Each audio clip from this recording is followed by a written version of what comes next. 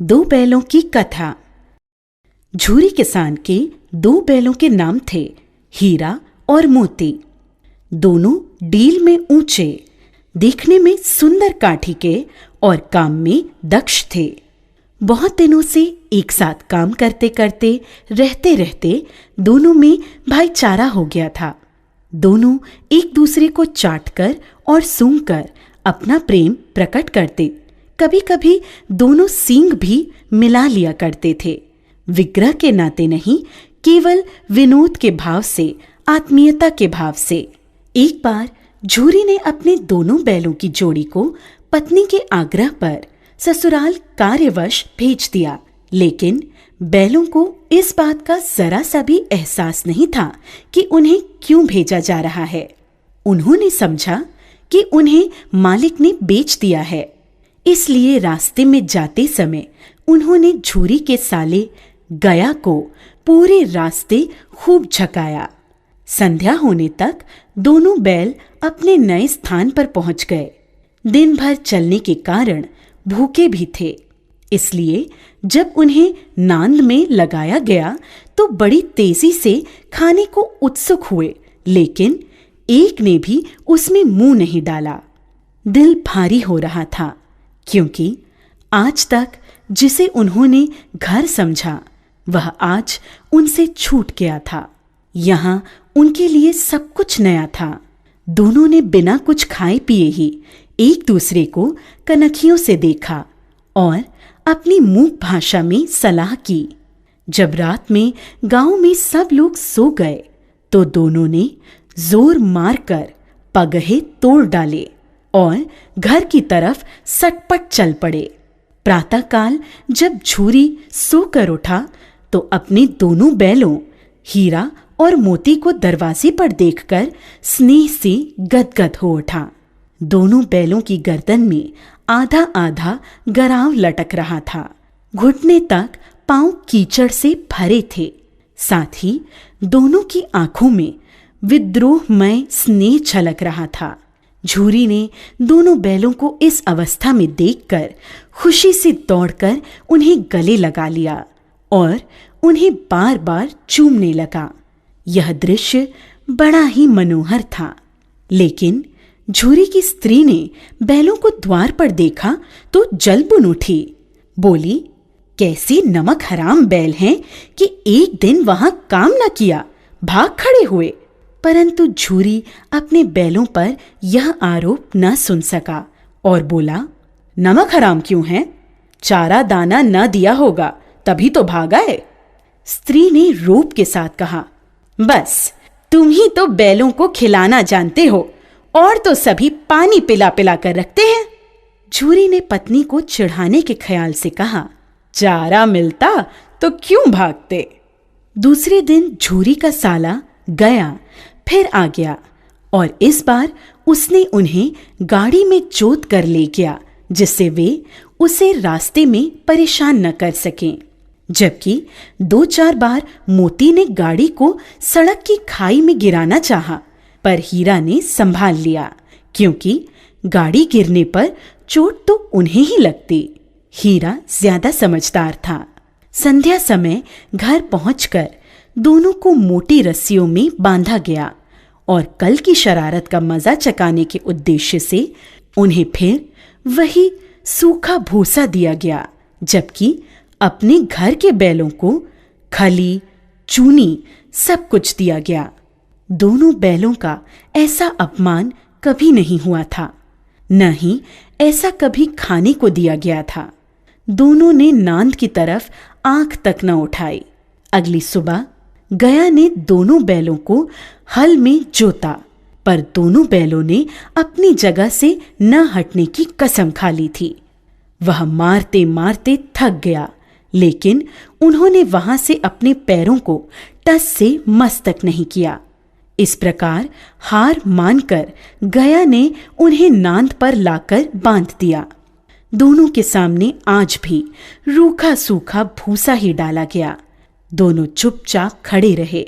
घर के लोग अभी भोजन कर ही रहे थे कि एक छोटी सी लड़की घर से 2 रोटियां लेकर निकली और दोनों के मुंह में देकर चली गई।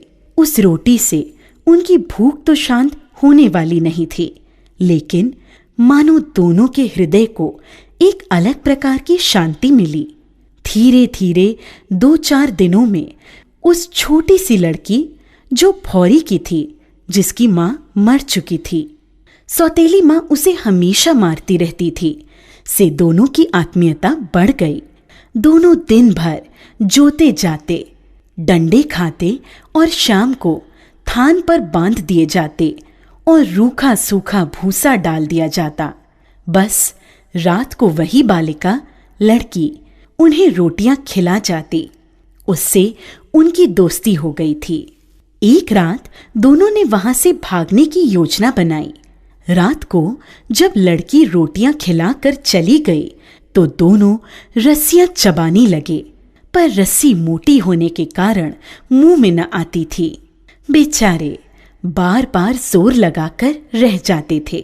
तभी उन्होंने देखा कि घर का दरवाजा खुला और वह लड़की उनके सामने आ खड़ी हुई।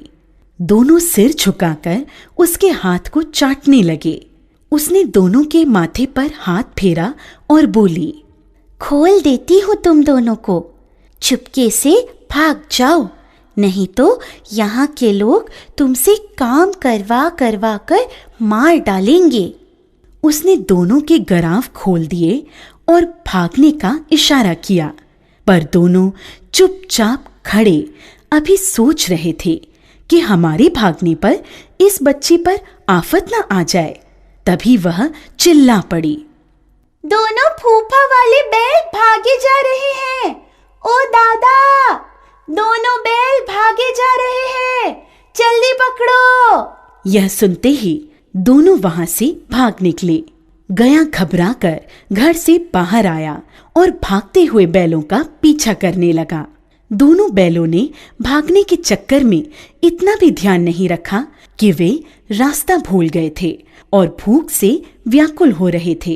अभी उन्होंने आजादी की सांस भी पूरी तरह नहीं ली थी कि देखा, अरे यह क्या, कोई सांड दौड़ता चला आ रहा है।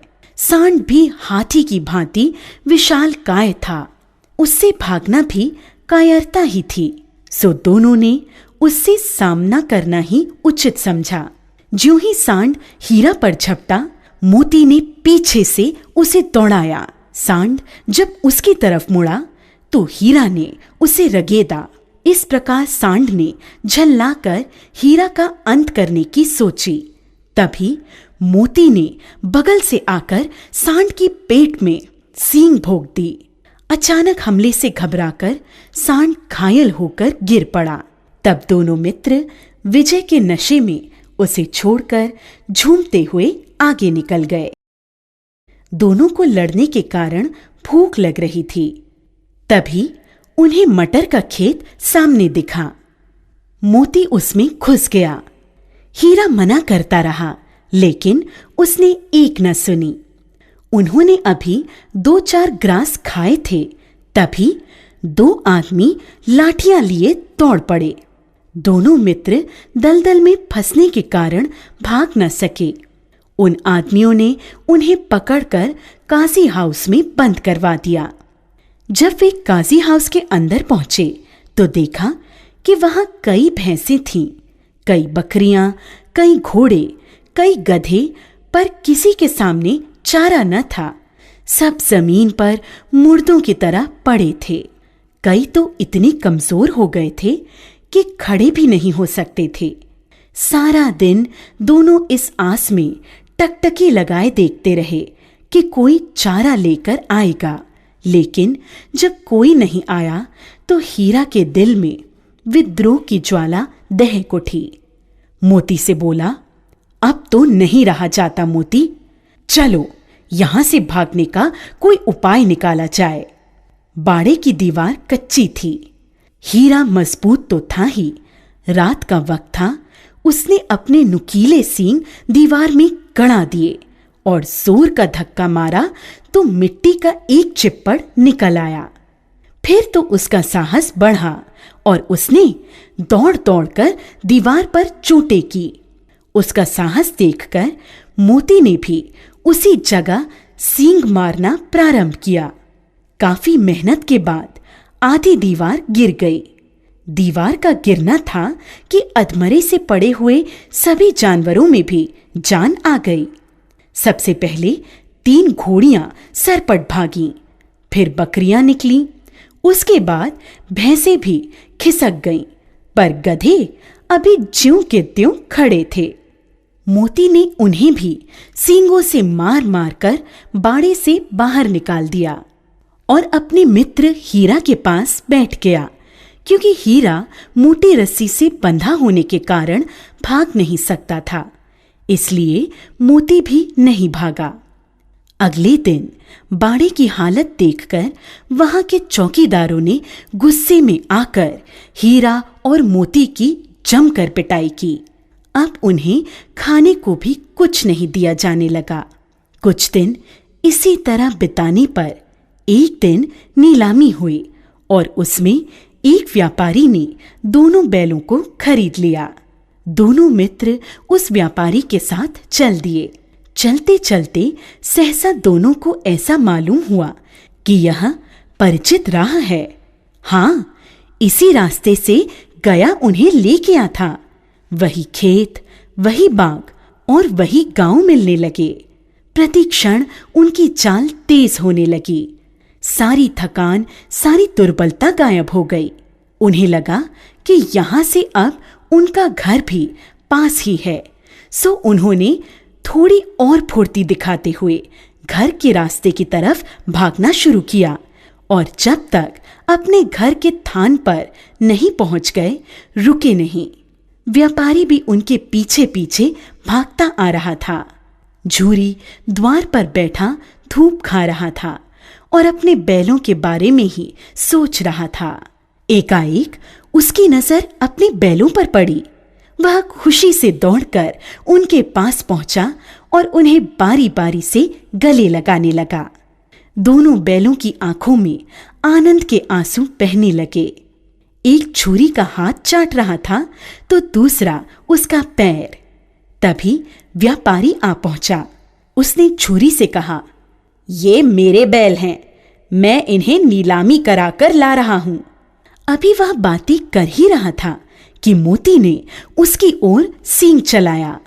व्यापारी पीछे हटा तो मोती ने उसे दौड़ा लिया और तब तक दौड़ाता रहा जब तक व्यापारी गांव से बाहर नहीं निकल गया।